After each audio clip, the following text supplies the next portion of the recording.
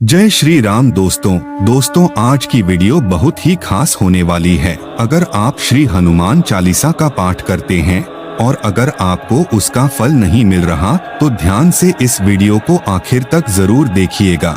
दोस्तों, जैसे कि हम सभी जानते हैं कि श्री हनुमान जी इस कलयुग के सबसे जागृत देव है और आज भी वे इस पृथ्वी पर सशरीर अपने भक्तों के कल्याण के लिए विचरण कर रहे हैं, क्योंकि उन्हें अजर अमर रहने का वरदान मिला है।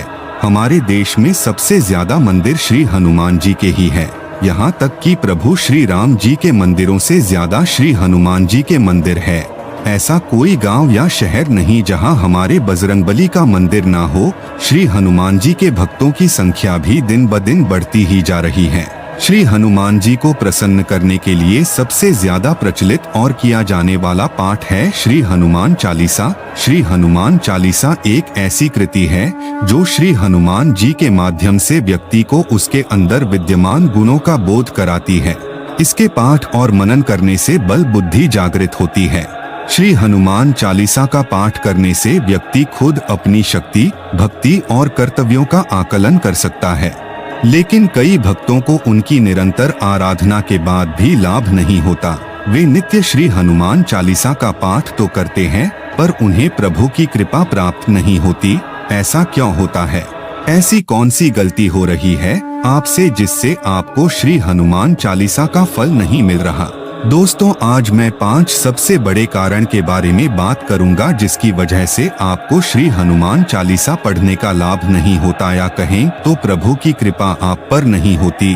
तो ध्यान से हर एक पॉइंट जरूर देखिएगा ताकि आप एक भी पॉइंट मिस न करें। नंबर 1, स्वार्थ की भक्ति। दोस्तों, हर इंसान दुख के समय में प्रभु की शरण में जाता है। इसका मतलब ये नहीं कि उसकी भक्ति में स्वार्थ छुपा है।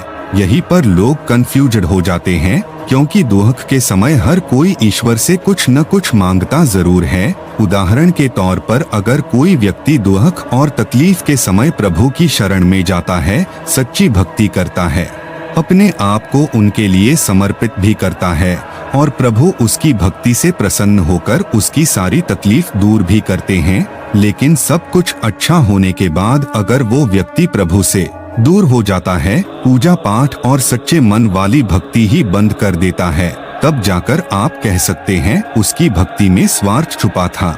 इसलिए कहता हूँ, दुख के समय तो हर कोई ईश्वर को याद करता है, लेकिन सुख में भी जो प्रभु के निकट रहे और उनके लिए समर्पित रहे उसे निस्वार्थ भक्ति कहते हैं। नंबर 2, प्रभु से एक चित्त न होना। दोस्तों, कई लोगों की एक आदत होती है कि पूजा या ईश्वर का ध्यान करते समय ये दूसरे विचारों में खोए रहते हैं।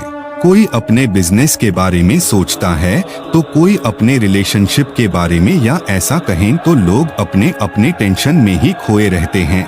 ये बस सिर्फ फॉर्मेलिटी के लिए जाप करने बैठते हैं। अब आप ही कहे, अगर हम प्रभु से एक चित्त नहीं होते, हमारी भक्ति में ही दृढ़ता नहीं है, हम सच्चे दिल से भक्ति नहीं करते, तो भला प्रभु अपनी कृपा हम पर क्यों करेंगे? दोस्तों, मैं समझ सकता हूँ कि हम अपने विचारों को बंद नहीं कर सकते, लेकिन ध्यान या मेडिटेशन करके हम अपने विचारों पर कंट्रोल कर सकते हैं और एक जगह केंद्रित कर सकते हैं। इसलिए सिर्फ श्री हनुमान जी ही नहीं, किसी भी देवी देवता का कोई भी पाठ क्यों न करे, अपने मन को प्रभु के प्रति समर्पित करे। आप जो भी पाठ करें उसका महत्व समझे, सच्चे दिल से पाठ करें, फिर देखना प्रभु की कृपा आप पर जरूर होगी। नंबर 3, बुरे कर्म। दोस्तों, सच्ची भक्ति के साथ साथ अच्छे कर्म भी करें, क्योंकि कई लोग ईश्वर भक्ति तो करते हैं लेकिन उनके बुरे कर्मों के कारण उन्हें उनकी भक्ति का फल नहीं मिलता।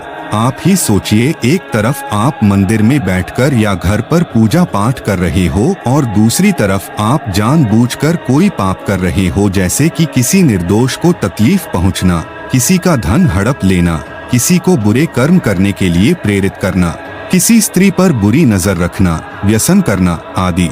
फिर आप कैसे उम्मीद कर सकते हैं कि ईश्वर आपकी प्रार्थना सुनेंगे? एक बात जरूर याद रखना, ईश्वर ना दंड देता है ना माफ करता है।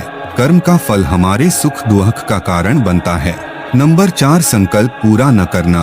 दोस्तों, जब हम तकलीफ में होते हैं तो उस तकलीफ से बाहर आने के लिए हम हर एक प्रयास करते हैं। पूजा पाठ हो या व्रत रखना, मन्नत हो या संकल्प, वो समय ही ऐसा होता है कि हम सब कुछ करते हैं।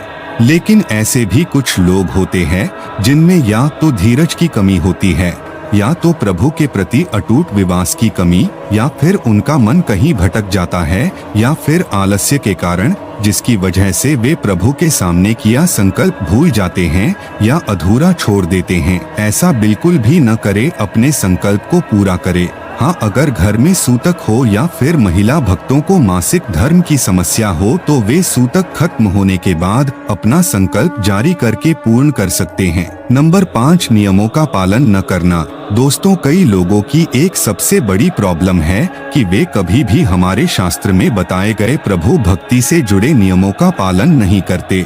वे बस अपने ही कंफर्ट जोन में रहकर सब कुछ करना चाहते हैं, और जब प्रभु की कृपा प्राप्त नहीं होती तो वे ही सबसे पहले इंसान होते हैं जो भगवान को कोसते हैं, खुद नेगेटिव होते हैं और दूसरों को भी नेगेटिव करते हैं। अब आप ही बताएं, कौन समझाए ऐसे लोगों को कि असली कंफर्ट जोन तो प्रभु भक्ति में है, बाकी सब तो माया है। वे प्रभु भक्ति के सामान्य नियमों तक का पालन नहीं करते, जैसे कि स्वच्छ कपड़े पहनकर पूजा कर घर में साफ सफाई रखना ताकि घर में प्रभु का वास हो, मांस मदिरा का सेवन करके पूजा पाठ न करना, व्रत और संकल्प के समय ब्रह्मचर्य का पालन करना, बिना नहाए धोए पूजा पाठ न करना आदि। दोस्तों, आज कई लोगों को उनके सवालों के जवाब मिल गए होंगे। देखा जाए तो ये सवालों के जवाब हमारे पास ही थे। हर इंसान खुद अपनी गलती को जानता है, एक आप ही है जो खुद की गलती को सुधार सकते हैं। बस इन बातों को भूलना नहीं, सच्चे दिल से भक्ति करे, अच्छे कर्म करे, फिर देखना श्री हनुमान जी की कृपा आप और आपके परिवार पर जरूर होगी। हमारे बजरंगबली बहुत ही दयालु है, वे अपने भक्तों को कभी दुखी नहीं देख सकते, वे आपकी सहायता जरूर करेंगे।